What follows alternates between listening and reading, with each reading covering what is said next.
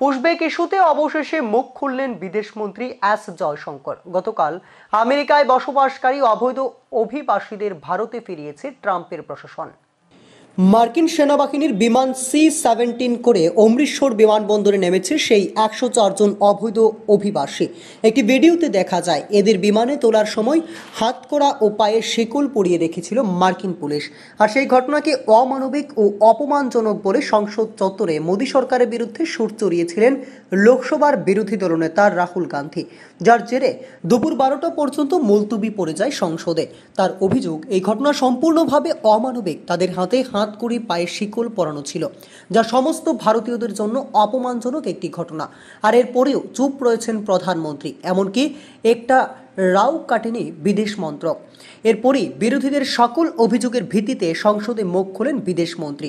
এদিন রাজ্যসভায় দাঁড়িয়ে কেন্দ্রীয় মন্ত্রী এস জয়শঙ্কর বলেন, এই ঘটনা নতুন কিছু নয়। প্রত্যেক বছরই আমেরিকা থেকে প্রত্যার্পণের ঘটনা ঘটে থাকে। তারা সে দেশে অবৈধভাবে থাকলেও আমাদের দায়িত্ব সেই সকল নাগরিকদের আবার ফেরত নেওয়া। পাশাপাশি বিরোধীদের অমানবিক ছবির অভিযোগ নিয়ে মুখ খুলেছেন তিনি। অভিবাসীদের হাতকড়ি পরিয়ে বিমানে তোলার বিষয়ে ট্রাম্পের প্রশাসনের দিকেই দায় ঠেলে দিয়েছেন বিদেশমন্ত্রী। তার কথায়, হাতকড়ি পরিয়ে পায়ে শিকল বেঁধে বিমানে তোলার বিষয়টি সম্পূর্ণভাবেই আমেরিকার নিজস্ব নীতি।